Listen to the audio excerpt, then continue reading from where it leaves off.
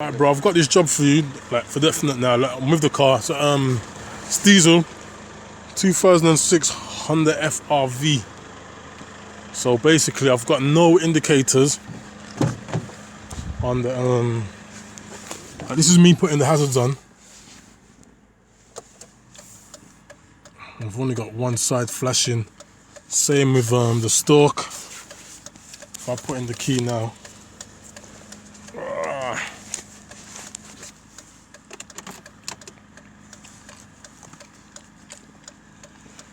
That's me putting the key.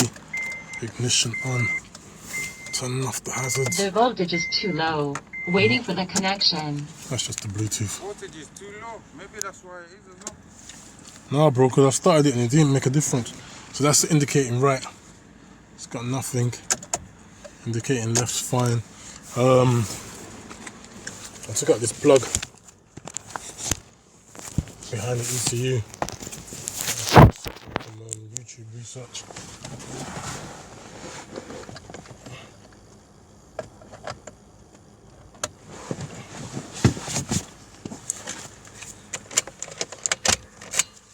But what I do want to show you is that when you open and lock the door, hold that light please. All the indicators are working, front and back, and also on the dashboard. I'm not sure if it's something that you might be familiar with. Obviously all the bulbs are working, as you can see. When you open and lock the door, they work. That's the only time that they work. I'm already going to tell him that it's this fuse box, that there's an ICU behind the fuse box that needs to be replaced. That's from a little bit of online research, but I'm going to see if you can get I'm going to bring the job into you because the car drives fine, and I'm going to get you to do the job. Fuse box replacement on a 2006 2.2 litre diesel Honda FRV. This is what your fuse box is looking like. That's the front, that's the back. I just want to, oh wow, we've got plugs front and back. That's a lot of plugs. So I just want to take a video of the plugs while I'm here. Might as well let you know what I've done. So I've removed this cover. And that white plug goes into the VSA. The green plug is controlling the level of the lights. And that's basically got those clips. That's going to slot into that hole. It sits like this. It's got a screw, a little Phillips screw that goes right in there and runs into that. And then it's just clips 1 and 2 into the slots. So that kind of forces in, plugs in. I've taken off this screw as well. You don't need to remove this cover to take off that screw. And when I think of it, I didn't even need to remove that screw. If you want to take off the whole cover, then you remove that screw. But anyway, so you remove that. That sits in like that. This is like a little tiny glove box, money box, whatever, and that's just, yeah, that just yanks out basically. You can see the groove, so that's just gonna sit, pivots on there.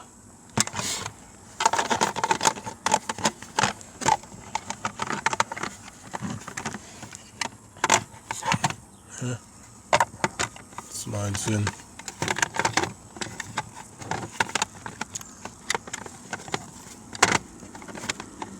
That's your little glove box thingy. It just pops out. You can see the little grooves. So it just sits on there. So you pop that off and you can access that screw, which is a little Phillips. What else did we take off? Where's this from? Oh yeah, I removed this as well.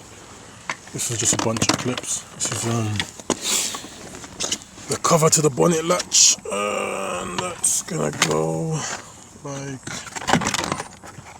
a little panel that covers the bonnet latch. There's the bonnet latch, lever, bonnet release, whatever it's called. That just sits up there like that, and underneath, yeah, lift up there. So that's just gonna sit into that, like, it's gonna sit into this hole, and yeah, it's just a few clips, as you can see. 1, 2, it's a bit damaged. That'll still go in. 3, so just yank that out. It's not a problem. Take that off. I just removed these parts because it gave me more access. And obviously this is the panel that covers the fuse box. And that's just that blooming lever. This here. Just turn that left or right. Whichever way, anti-clockwise I think it was. Just releases. That's the first thing I removed, to be fair, because that just sits like that, covering the fuse box, which is here. So I removed that, and I removed the panel covering the bonnet catch, bonnet lever catch, bonnet release, whatever. Then we removed the little glove boxy compartmenty thing, and this was just with my hands, to be fair. And I really needed tools to remove this because it had that screw in there and clips, and that comes out.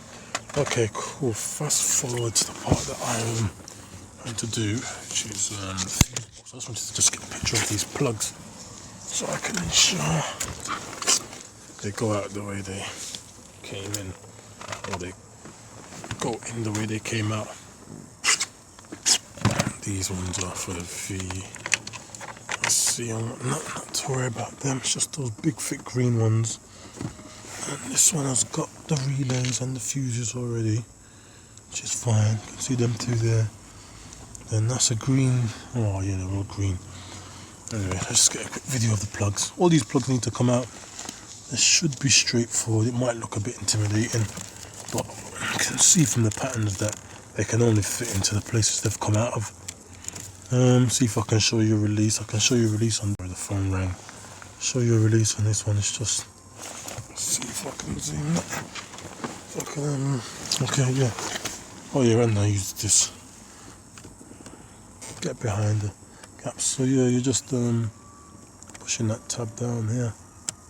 Push that tab down. Pull out the plug. See it? And they all come out. Pull all the plugs out, and then we've got bolts.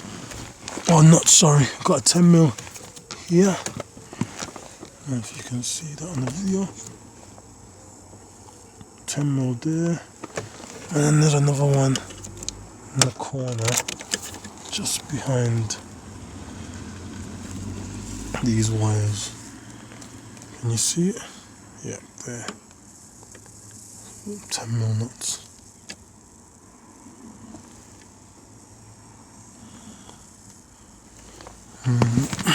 Like this. 10mm nut there, 10mm nut there, loads of plugs. Looks like loads of plugs for the back, possibly. And yeah, that should be it. Alright, so slight update on the fuse box. Looking like an absolute mess. Only God in heaven knows how we're going to get this back on. So I've taken off all the plugs on the front. And some of these here, I've had to remove the two 10mm nuts, which look like this, and I actually used these pliers to reach the one that was here.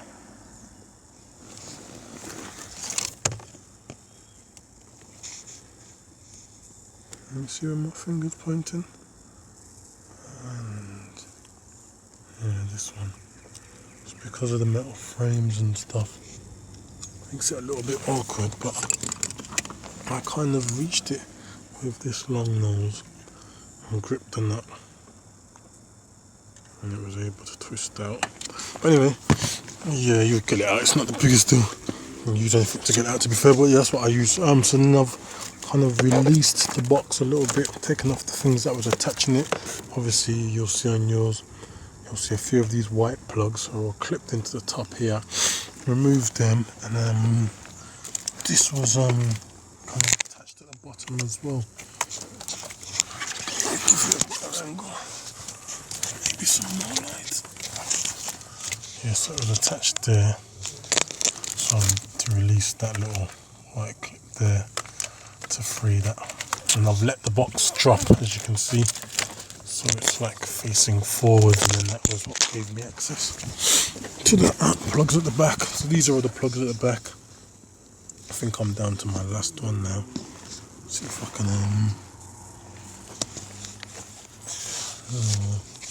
you can't see me do it, unfortunately. Just a run through. If you know what you're doing, you should be able to follow these instructions. But if you're not used to this, like handiwork type stuff, might be slightly intimidating. But you can see I've just got the last plug there at the top. If you can look at it, you should be able to see the tab that's in the middle. I'm just going to push that, and that should pluck out, and the box should drop. So it is doable, just a bit tricky. But I'm looking at the plug holes, and they do all look different pins, so they should all just go back into their own slots. Yeah, fuse box is back. It's not that bad. And it did fix my indicator fault, by the way, that I didn't have any indicator on the right. Yeah, could have just changed the ICU unit, which is that one. As I'll leave a link in the video that breaks this whole thing down in detail. We literally followed that diagnosis, to be fair. And we just replaced the whole fuse box because I had to take it all out anyway, and it was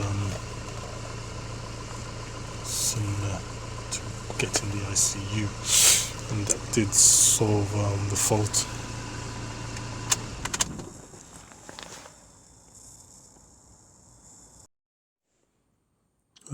Quick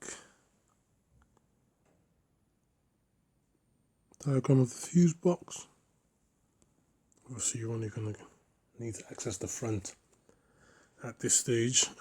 That's just for you if any fuses are burnt or not working on your new fuse box and you don't have the layout. So obviously on the driver's side, if you're in the UK, on the right side, that is just underneath the steering wheel. So that's the box, and this is the key, just to the left. May have to do some pausing and rewinding and stuff. This is the fuse box and key according to the Haynes manual anyway. You might want to just give the fuse box you're about to put in a visual inspection first, to be fair. Let's have a look at all the fuses, make sure they're still connected, make sure there's none missing, and the relays as well. Hope that helps.